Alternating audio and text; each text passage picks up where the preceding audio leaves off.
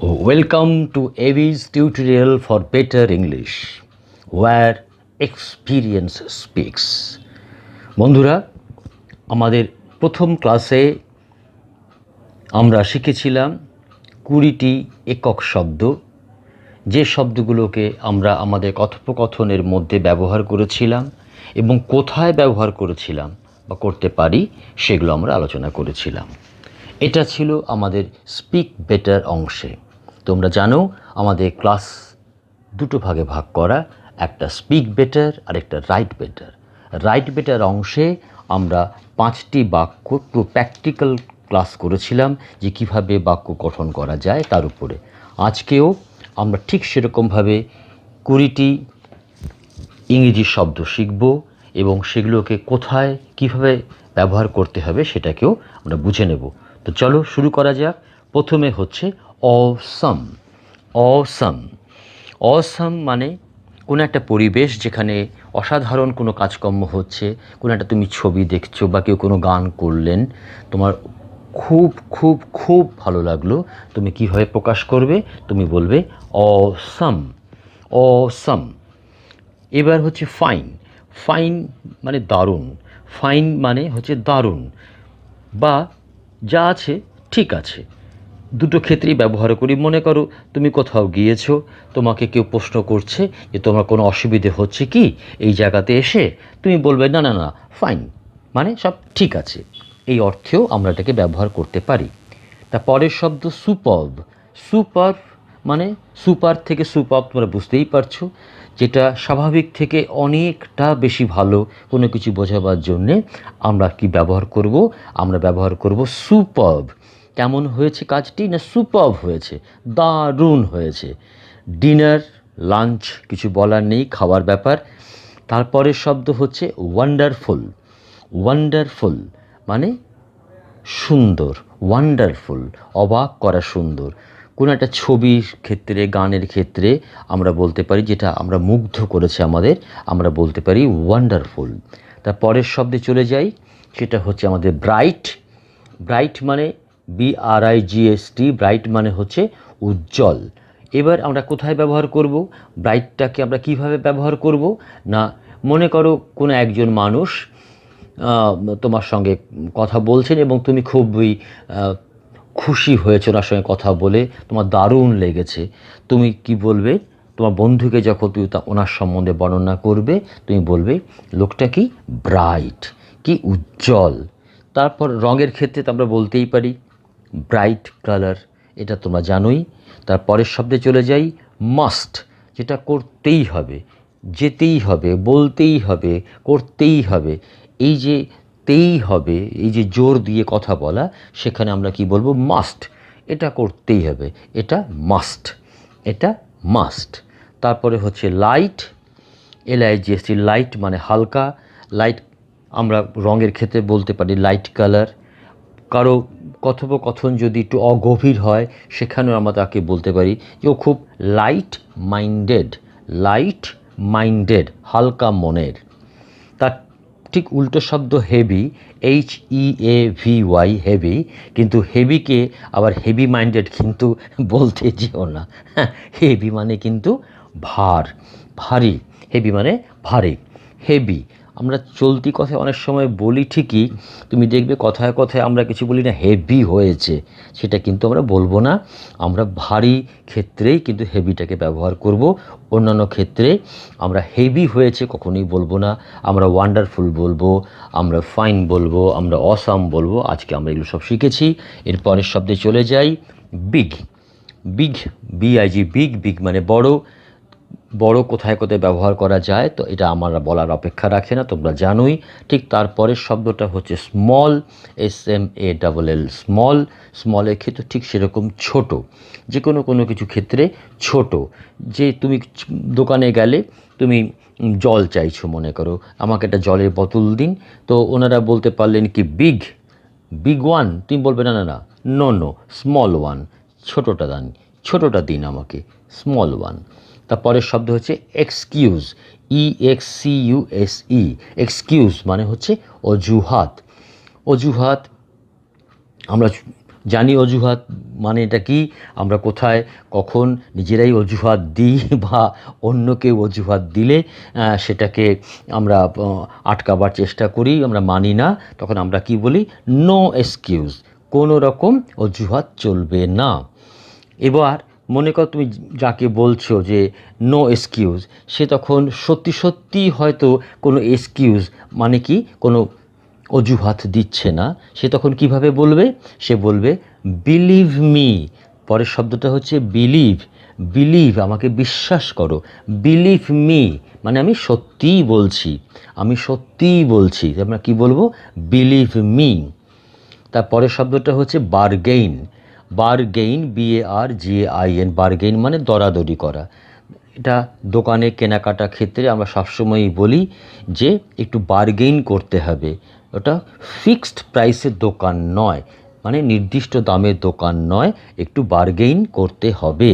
তারপরের শব্দ হচ্ছে ব্যাড, ব্যাড মানে খারাপ, যে কোনো কিছু খারাপের ক্ষেত্রেই আমরা এই ব্যাড শব্দটাকে ব্যবহার করতে পারি, চরিত্র ক্ষেত্রে ব্যাড ক্যারেক্টারও বলতে পারি, কোনো অসুবিধে নেই।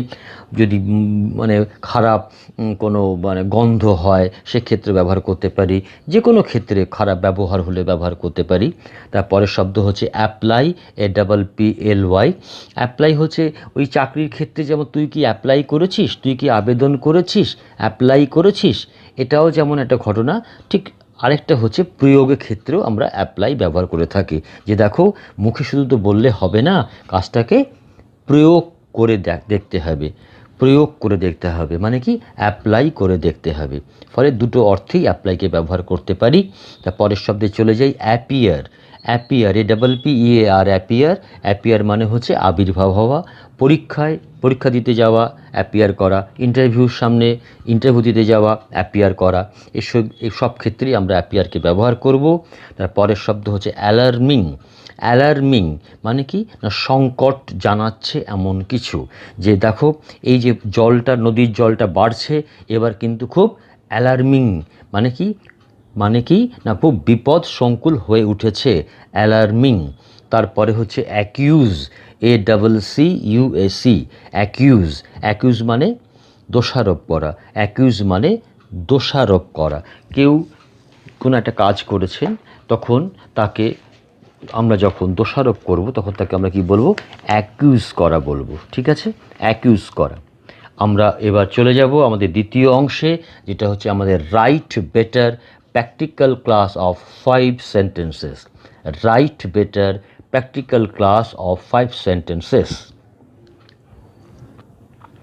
আমরা জানি আমরা এখানে কিছু শব্দ একটু এলোমেলো করে সাজানো থাকবে, সেই শব্দগুলোকে আমাদের সাজিয়ে নিয়ে একটি বাক্য গঠন করতে হবে। যেমন প্রথমেই আমরা দেখতে পাচ্ছি লেখা আছে সিটেড প্লিজ বি, মাত্র তিনটে শব্দ, সিটেড প্লিজ বি।